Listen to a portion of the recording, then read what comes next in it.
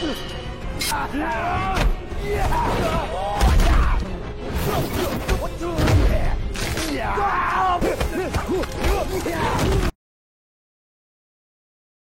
kota Hong Kong 1980, terdapat sebuah klub malam yang menyajikan berbagai macam pertunjukan. Salah satunya adalah pertarungan bebas. Dan sebelum acara dimulai, mereka akan memasang taruhannya. Dan pertarungan ini juga tidak memiliki aturan apapun. Jadi para petarung bisa menggunakan segala cara untuk menang.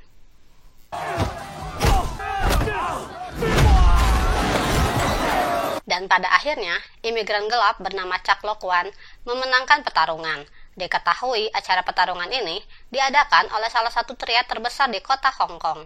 Mafia itu dipimpin oleh pria tua bernama Mr. Big. Karena Chan menang, dia mendapatkan bayaran yang amazing. Namun si Mr. Big ini menawarkannya untuk menjadi anggota mereka.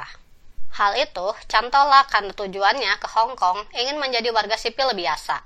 Rencananya, uang itu akan dia gunakan untuk membeli identitas baru. Mendengar hal itu, Mr. Big bilang bahwa dia akan mengurus hal itu, karena dia punya kenalan di kelurahan Hong Kong. Emangnya di Hong Kong ada kelurahan gak ya? Pokoknya intinya kenalan yang bisa bikin identitas deh. Menurut berita, setidaknya setiap tahun ada 6.000 imigran gelap masuk ke kota Hong Kong, dan Chan adalah salah satunya. Sejak tiba di kota itu, dia bekerja serabutan, sambil menghindari kejaran polisi. Dan 2 minggu kemudian, Mr. Big memanggil Chan karena KTP-nya sudah jadi.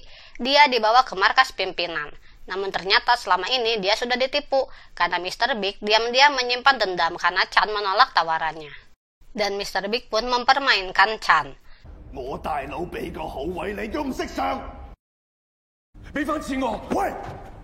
Karena kesal, Chan nekat mencuri uang dari markas, dan dia pun dikejar oleh anak buah si Mr. Big. Chan yang berhasil kabur masuk ke dalam bis. Namun di perjalanan, anak buah si Mr. Big yang bernama King berhasil mengikutinya. Baku hantam di dalam bis pun dimulai.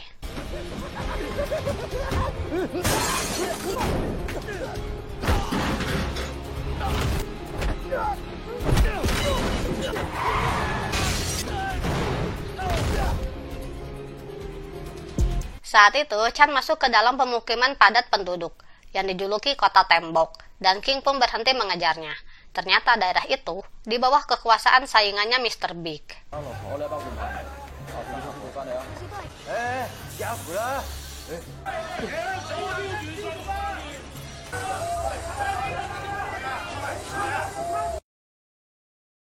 Namun saat itu, Chan menyadari bahwa di dalam tas itu bukan berisi uang, melainkan narkoboy.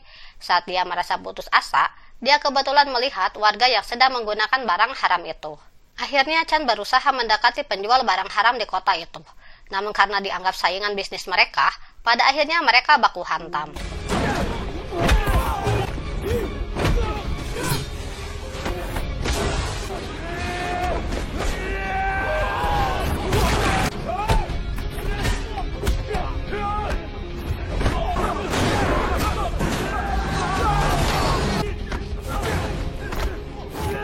Dan saat para pengedar berhasil dikalahkan, tiba-tiba saja salah satu pendigit riat di sana bernama Sin mencoba membunuh Chan. Daripada mati konyol, Chan memilih untuk melanjutkan pelariannya dan tidak sengaja memasuki tempat pangkas rambut dan mencoba menyandra pemiliknya. Dan Sin hanya tertawa melihat hal itu, karena tukang cukur itu adalah bos mereka.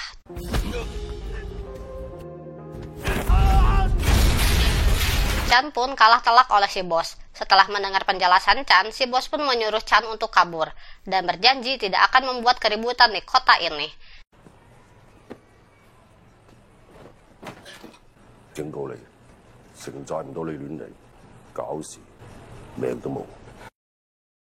Chan yang terluka berusaha mencari tempat untuk tidur. Akhirnya dia pun tidur di atas genteng rumah warga. Namun ternyata kota itu tidak seburuk kelihatannya, karena para warga memberinya makan dan minum, dan pria bertopeng menyuruhnya untuk kembali ke tempat si bos, agar masalahnya dituntaskan. Chan pun bercerita kepada si bos, karena dia sudah sebatang kara, kayak si Hachi. Jadi dia pergi ke Hong Kong, namun baru saja tiba, dia sudah ditipu oleh Mr. Big. Si bos pun meminta tas barang haram itu agar semua masalah ini selesai. Karena jika barang haram itu tidak secepatnya dikembalikan, maka nyawa Chan yang akan jadi taruhannya. Malam itu, si bos seorang diri menyusup ke markas Mr. Big, menyerahkan barang haram itu dan segepok uang agar Mr. Big mengampuni nyawa Chan. Dan Mr. Big tidak setuju dengan perdamaian itu. Aneh nih orang, padahal udah dibaikin tapi malah nggak mau. Dan diam-diam Mr. Big mengambil senjata. Dan tiba-tiba si bos memberikan majalah dewasa. Di tempat lain, pria bertopeng mengobati luka Chan. Selain koleksi film Blue, si pria bertopeng juga ahli dalam pengobatan. Dan alasan dia menggunakan topeng karena wajah dan tubuhnya penuh dengan luka sayatan. Tak lama Shin muncul dan bilang bahwa masalah Chan dan Mr. Big sudah selesai. Dan Chan diminta menebus biaya yang sudah si bos keluarkan untuknya. Si topeng bilang bahwa Chan tidak usah cemas karena semua warga di kota tembok selalu mendapatkan pekerjaan. Dan akhirnya Chan menetap di kota tembok. Karena rekomendasi si topeng, akhirnya Chan bekerja di tempat daging. Chan yang bekerja keras memutuskan untuk bekerja di beberapa tempat. Karena gajinya nanti akan dia belikan sebuah identitas baru. Dan untuk menghemat pengeluaran, dia tidur di atas genteng rumah warga dan mandi di tempat umum. Melihat hal itu, si bos merasa iba dan mengajaknya untuk makan malam. Si bos mengajukan beberapa pertanyaan, seperti mengapa Chan ingin identitas baru dan lain-lain. Dengan polosnya, dia menjawab semua itu. Bahkan tanpa ragu, dia meminta si bos membantunya. Namun si bos menolaknya, malah memberikan Chan sebuah tempat tinggal. Beberapa hari kemudian, saat Chan mengantarkan sebuah gas, dia melihat bocil di tempat kupu-kupu malam, yang sering membantunya di tempat daging. Anak ini dijuluki Fishball atau bakso ikan. Ternyata ibu Fishball adalah seorang kupu-kupu malam. Esok harinya, ayah Fishball lepas kendali dan membunuh ibunya Fishball, dan jasadnya dibuang ke atas genteng, agar dikira mati karena terjatuh dari ketinggian. Chan dan warga pun menurunkan jasad ibunya Fishball. Anak kecil itu pun akhirnya menangis karena kejadian itu, dan inilah kenyataannya di kota tembok, yang isinya merupakan kriminal. Meskipun si bos menjaga warganya agar menjadi warga yang baik, tapi bagaimanapun juga dia hanya seorang manusia. Chan yang emosi memutuskan untuk membalas kematian ibunya Fishball, dan untuk menutupi masalah di kemudian hari, dia mencoba menutupi identitasnya, menggunakan permen, kacamata, dan handuk. Dan ternyata bukan hanya Chan yang berniat demikian. Diam-diam, Shin dan bawahan yang lain juga bersiap untuk melakukan aksinya.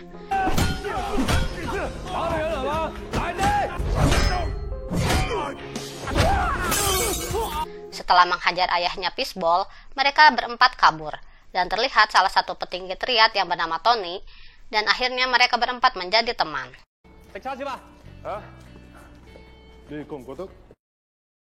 Siang harinya, si bos dan Chan kembali bergibah, dan si bos pun bilang lain kali kalau mau menghajar orang jahat jangan lupa ajak aku ya. Chan pun tidak menyangka dia bisa menemukan kedamaian di balik tempat yang kumuh ini. Namun kebahagiaan itu tidak berlangsung lama karena negara Hong Kong akan kembali diambil alih oleh Cina. Dan Cina ingin menghancurkan kota tembok yang dianggap sarang kriminal dan imigran gelap. Dan si bos tidak bisa berbuat apa-apa. Dan ternyata diam-diam dia sedang sakit kanker paru-paru.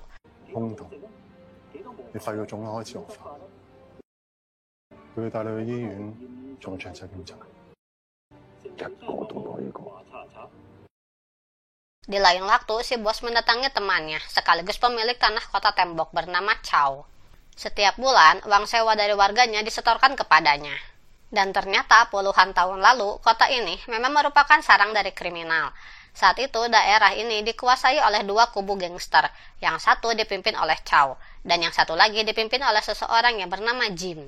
Dan suatu hari perebutan di daerah itu berakhir berkat kehadiran si bos. Dia membantu Chow mengalahkan Jim, dan sejak saat itu tidak ada lagi pertikaian.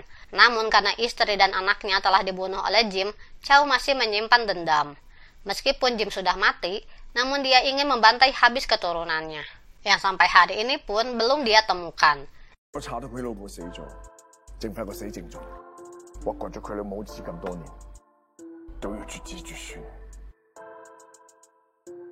Di sisi lain, isu kota tembok akan dihancurkan.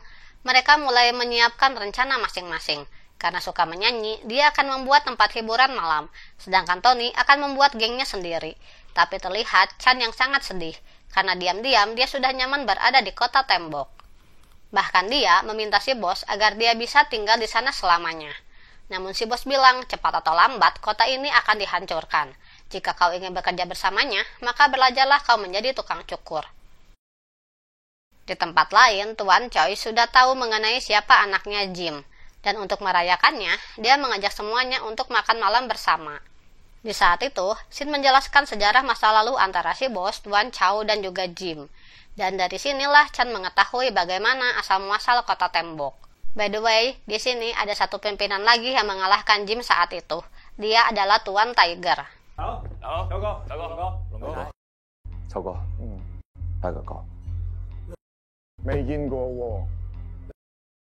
Akhirnya mereka makan bersama di meja yang berbeda.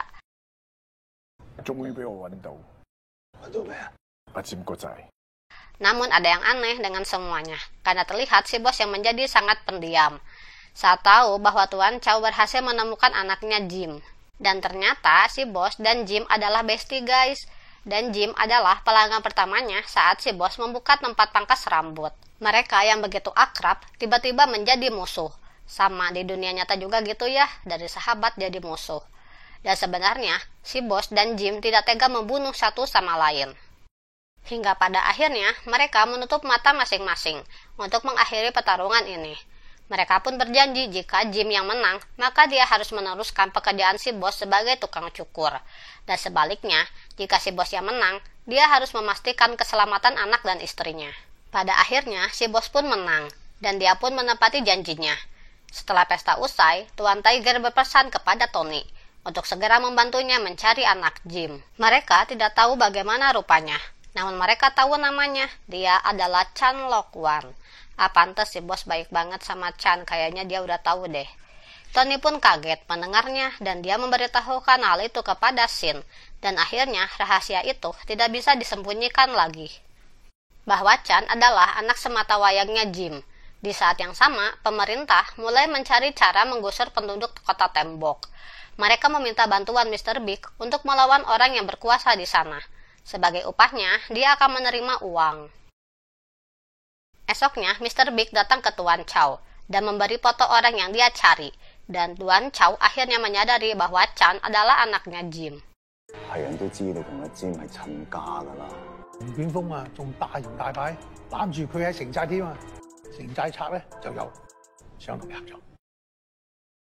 Chan belum sadar bahwa dia dalam bahaya, apalagi dia masih teler abis minum es teler semalam. Dua sahabatnya sibuk membereskan barang Chan dan memintanya untuk segera kabur dari kota Hong Kong. Namun Chan menolaknya karena sejak awal dia tidak pernah mengenal ayahnya.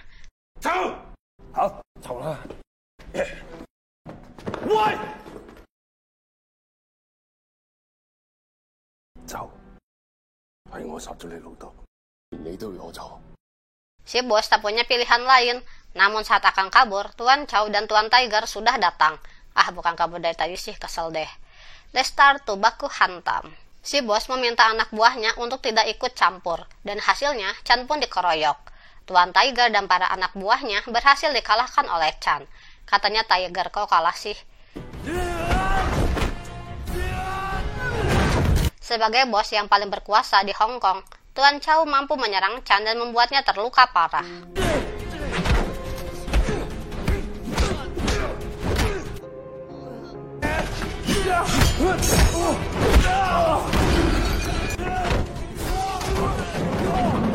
Dan saat Tuan Chow mulai lelah, Chan memberikan balasan.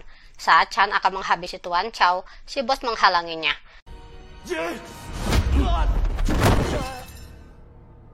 Tapi maksud dari pukulannya itu bukan membela Tuan Chow, tetapi untuk menghentikan pertarungan ini.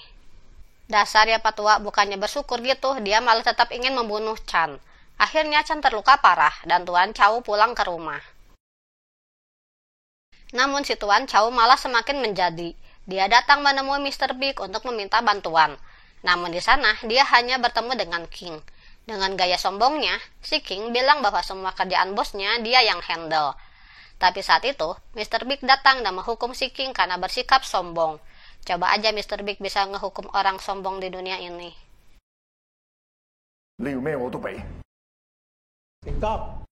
Mereka pun sepakat akan membalaskan dendam Tuan Chow dengan bayaran yang besar.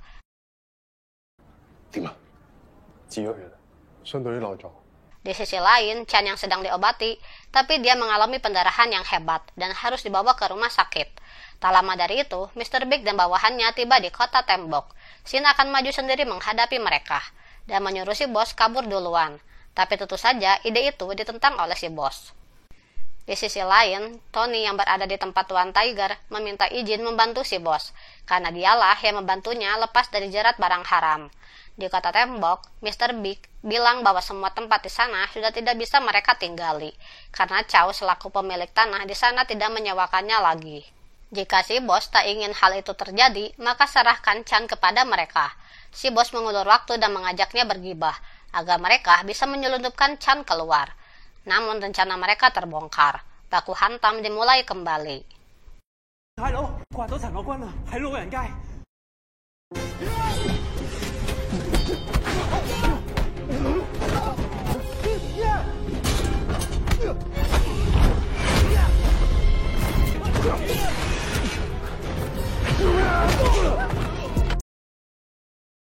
Shin dan si Topeng berusaha membawa Chan keluar, tapi di tengah perjalanan tiba-tiba King muncul, namun pisau Shin tidak mampu melawannya. Di saat yang sama, Mr. Big dan si bos pun duel. Namun kondisi kesehatan si bos tidak memungkinkannya untuk menang.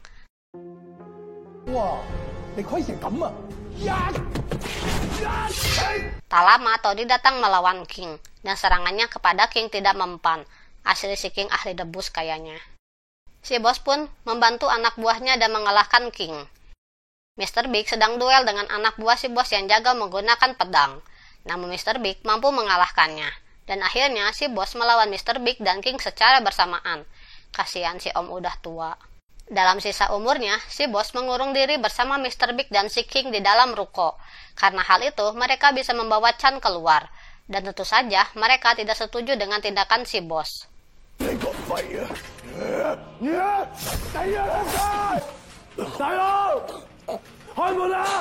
Karena itu adalah keputusannya si bos, mereka pun keluar dari sana. Mereka membawa Chan ke jalan agar warga menyelamatkannya. Namun Shin, Tony, dan si Topeng masih harus menghadapi anak buah Mr. Big. Akhirnya Chan dibawa oleh polisi. Esoknya Tuan Chow datang ke kota tembok untuk menagih janji Mr. Big. Namun ternyata Tuan Chow dikhianati karena niat sebenarnya Mr. Big adalah mengambil alih tanah di kota tembok.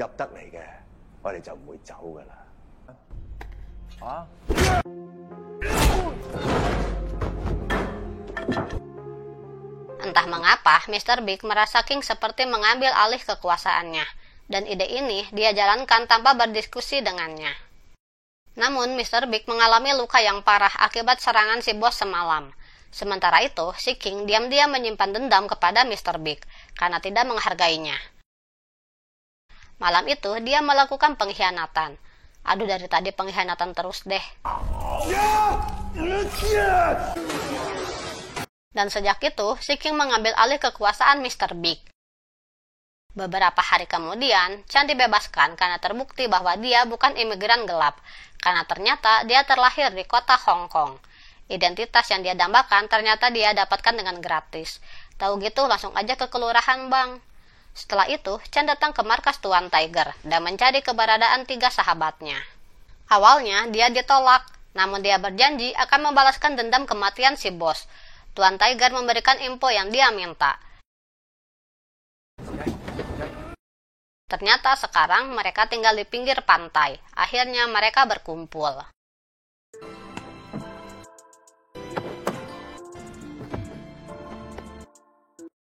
Dan paginya, Chan pergi dari sana seolah-olah dia pamit kepada sahabatnya untuk pergi membalaskan kematian si bos. Karena dia sadar mereka saat itu berjuang untuk menyelamatkan nyawanya. Malam itu, King Ida Gang sedang bersantai. Tiba-tiba datang asap dan itu ulah Chan agar penglihatan mereka terbatas dan mulai menghabisi mereka.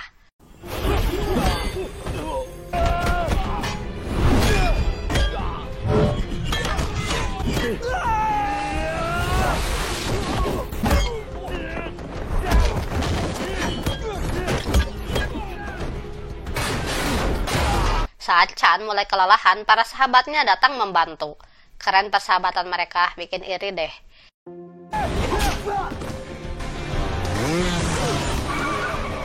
Dengan liciknya, si King datang dengan senjata.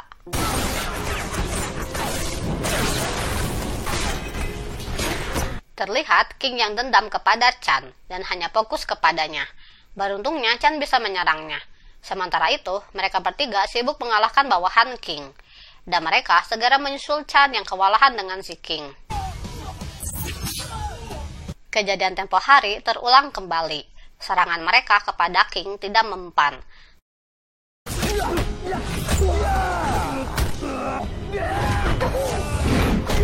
Namun Tony dan Shin muncul dan mereka membuat rencana yang lebih baik.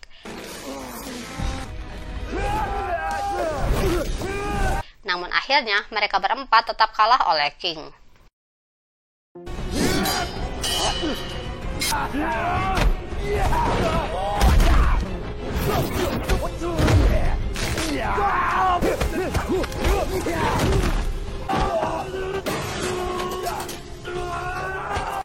Shin pun mencoba berkorban.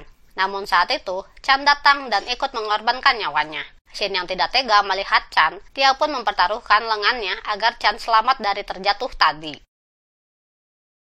King pun terus menyerang Chan. Namun Chan berhasil memasukkan pecahan golok ke mulut King. Tuh kan bener kuda lumping. Dan karena hal itu, kekebalan King menghilang. Mereka pun menyerang King secara bertubi-tubi. Akhirnya mereka berhasil membalaskan dendam kematian si bos Cyclone.